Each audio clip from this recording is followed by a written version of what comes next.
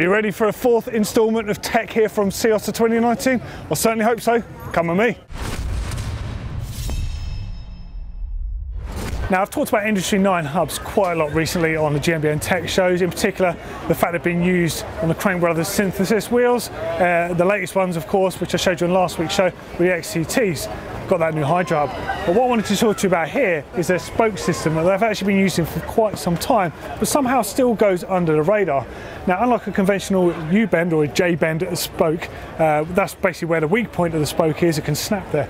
It can't happen with a straight pull spoke. However, with traditional straight pull spokes, there can be limitations in how stiff you can make the design, how strong you can make the design.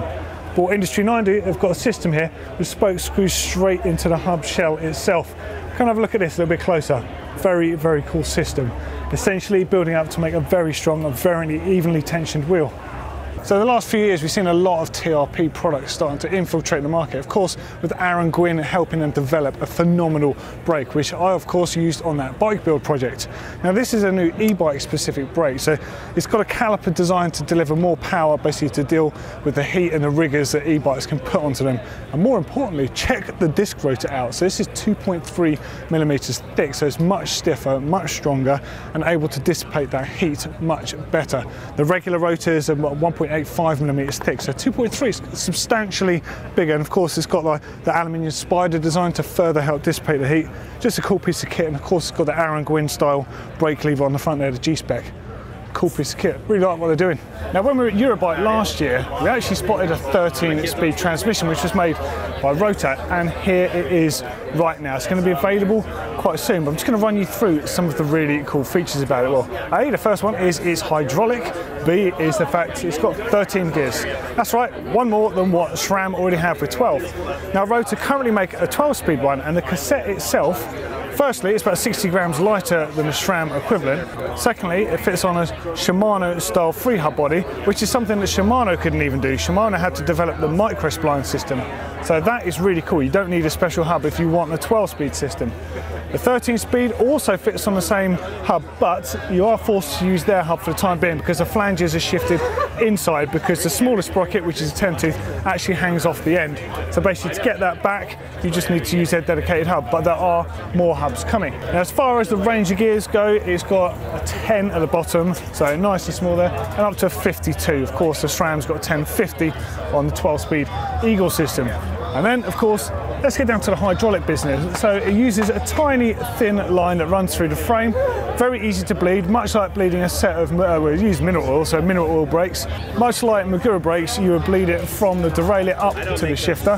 Very simple process, just purge it through. It uses the same style fittings as you would see on most hydraulic brakes. Got the same sort of coupler there, it uses an olive and it uses a barb, and runs on mineral oil. Very simple to set up. Now what happens if you, for example, slash your hydraulic line in a crash? No problem, you have a manual button here and you can manually shift it into whatever gear it needs to be in. It's also incredibly well overbuilt, despite the fact it's not that heavy either. It's got trim on the outside, and check this out, it's got a mechanical clutch you can disengage. That is very, very cool, and the fact it's mechanical, absolutely love that. Rather than seeing a complicated dial or anything, having literally a physical clutch on the outside there, absolutely fantastic. Now when it comes to shifting, it's a single button on the shifter. It uses kind of like a Sram double tap style, so you push it in to change gear up and you tap it to change back down again. It's also got, when you look up close on the shifter, it's got another paddle there. So depending on what you're riding, if you're say climbing uphill, you'll use a big thumb paddle naturally to push your way through the gears. If you're descending, you don't want to move your hands off the bars, you're going to use the smaller button. It's naturally where your thumb sits on the bar, right there. The other thing about this is how it feels, and that's a very important thing with shifting. And I'm pleased to say it feels mechanical. It doesn't feel like a hydraulic style system. You don't have any friction within it as you're using it, but what you do get is a proper clunk of a gear change. Kind of reminds me of Sram in a way. Sram and Shimano transmissions feel slightly different. Shimano feels, it glides up the cassette, it's a very soft touch. Sram is definitely a bit clunkier, and I mean that in a good way. It's got a definite clunk, clunk, clunk between the gears, and this has exactly that. I think it's a pretty fantastic system, but really need to ride it to find out a bit more. But There you go. Oh, and pricing, there's not currently pricing on the off-road, but the 12-speed road version currently is running about half the price of Sram Access for the same equivalent. So of course some other brand new tech on the scene, mountain bike wheels from Zip. Now we made a couple of great videos, one on GMBN and one on GMBN Tech. The links to those are going to be in the description below this video if you want to learn more, but this is really cool from my point of view because I get to see these off the bike as a rim. So you can buy these as a wheel set or you can buy them as a rim. And in the rim format, you can really see, it accentuates everything. So you can see the single wall profile here. The fact it's got no rim tape on it, you see the spoke holes there. So you can really see the shape of the rim. And you can also see how offset the spoke holes are on them. Of course, this is like a really futuristic approach to designing a wheel. It offers that sort of lateral compliance on there. It's just like a fantastic setup. Really, really different, really unique, and very different to what other people are doing with carbon rims. Just added something else actually, just wanted to say about the wheels. Of course, the ones we had the red decals on. We had the 27.5s, they come in 29s. I've just seen all the other colorways out there. And if you're a Yeti owner or a Yeti fan, you might want to check these out, because that to me looks near enough like a Yeti blue little tinge. That would look super sweet on a Yeti. WTB are a tyre company that's been around for a very long time. And as we saw at Eurobike, they started pushing out some really good tyres with different casings and different compounds. And I did hear they had a wet tyre coming, and now it's finally been announced. It's called the Verdict, and this is it. I think this is probably the most aggressive tyre I've ever seen. Look at the height of the knobbles on this. This is designed to really take purchase in those really wet, demanding conditions. And look at the size of the sidewall lugs on it. These things are mental. So this is a 2.5, this is a 27.5, they do use in 29s as well. It's got the Tritech compound on here. And look, just look how soft the shoulders are. Look at the grip that's going to have on wet rock and roots. No longer like the old spike tyres of old, that were made of a harder compound to cut in. These things will cut in, but also they'll deform and give you that traction that you need. I think that looks incredible. I'd love to try a set of these in some of our conditions, that's for sure.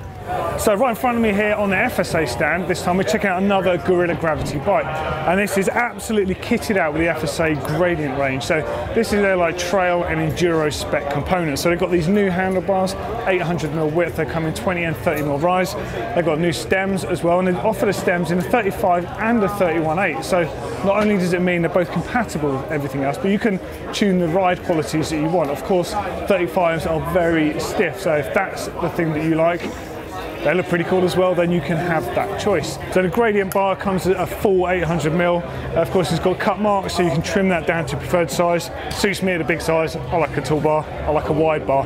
Come in 20mm to 30mm. They are 220 grams and 230 grams in weight. Pretty decent curve on them. Nice quality set of handlebars. And the stem, of course, is absolutely slender, tiny little thing. So 40mm stack height on them, so very compact if you want a nice slammed front end. Again, in two clamp sizes, 35 and 31.8. They come in 35 length and 50mm length. And this particular one in the 35 weighs 123 grams. So not a lot by all accounts. And they also have the K-Force modular crankset, so you can replace the chainring independently. It can run any bottom bracket system. It's immensely light, got to say that. And it's got the nice inserts on there, so it's a pretty foolproof set of carbon cranks. Nice low profile, very stiff, very efficient for power transfer. Without a bottom bracket, they weigh in at 535 grams. They come in 170s and 175s. Anything from a 28 up to a 38 tooth chainring on there. Of course, that's a narrow wide style chainring, so perfect for one-by transmissions. Fit and forget, I reckon. I've got to say, XC bikes are they're looking better and better. This is the brand new Norco Revolver, full carbon. This one's got the SID Ultimate, and it's running a Sram Access with the full setup on here, the Access reverb seat post. Look at this stuff, it's amazing. I know we've already done a video on it, but I really need to get hold of this. It's just phenomenal to use. It's just so good, it's so fast, no cables, no noise, no fuss, easy to set up. What's not to like? Colour coding your bikes, at least in my opinion, is a pretty important thing to do because it's got to look right, like whatever you're going on with. I mean, I'm drawn here to the black ones because I like all black stuff, but if you've got a set of race face wheels, they do decal kits for any of the size wheels currently available and for the new models. It means you can just colour coordinate your bike. Simple, but a nice little top mod. Top mods don't have to be super expensive. They can be cool like this. And you can do this with other brand wheels as well. So if you've got a set of wheels, look into that. You might be able to colour coordinate your bike a bit. Makes that little more personality to your bike. I like that stuff. So whilst everyone else is going for super wide rims and burly rims, Raceface have got those as well, but they've also got a more trail focused rim. In fact, this one would really suit someone like Neil who's into his cross country and his trail riding. Something I would say perhaps a BC bike race, something like that. So it's a 6069 aluminium rim on there. It accepts the decals I've just shown you in all the different colours if you wanted to do that, and it's based around the Volt hub. Now the Volt hub is pretty special. It's got 120 points of engagement, 3 pulls engage it all at once, basically as the system works. There's 3 degrees between engagement. Pretty sweet setup. Of course it comes set up tubeless taped and it's got a tubeless valves on there. Just a nice set of wheels. Okay, so in front of me here we have the Trust Performance fork. So this is probably one of the most insane bits of tech I've seen in a long time, and I'm still trying to process this myself because it does the exact opposite to what a telescopic fork does. So I'll just tell you a little bit about it first. Basically you've got the damper and you've got the air unit inside these legs. You can just about see at the bottom, see them exposed there. It works on a trailing link design, so very different from how a traditional telescopic forks works. It's made of carbon fibre and it delivers 130 millimetres of travel. It's also compatible with 27.5 and 29-inch wheels, and it doesn't matter about the offset because that's actually not relevant with the way this fork works. So the axle path basically goes in slightly a reverse J pattern, and because of that, some very different things happen. So basically, as the fork compresses, the offset decreases and the trail increases, which is basically the opposite of what would happen with a traditional telescopic fork where your geometry would change. Because of this, your geometry and dynamic ride height, they don't really change. It's an insane thing for me to try and get my head around. I need to ride one on the trail because this just sounds phenomenal. It's running 130 mil travel, but because of the effects of the way it works, it's designed to work on a bike anywhere between 110 and 140 millimeters travel, and like I said, on either wheel size. This is just a hell of a piece of kit, and they weigh in at 1,980 grams with an uncut steerer tube, and that's somewhere between a Fox 34 and a Fox 36, just so you know for reference there. Yeah, what an incredible piece of tech. I'm going to do something way deeper on these soon. I'm going to get a set, I'm going to ride them, I'm going to get my head around them, I'm going to tell you everything about them. But just a few more cool things on them. There's basically a lifetime warranty on the pivots on there. There's no stiction whatsoever on this design. It's incredibly active, but because of the way the suspension works on there with that trailing link design, it's not subject to the same issues that some telescopic forks can have. It's just mind-blowing. What a piece of tech.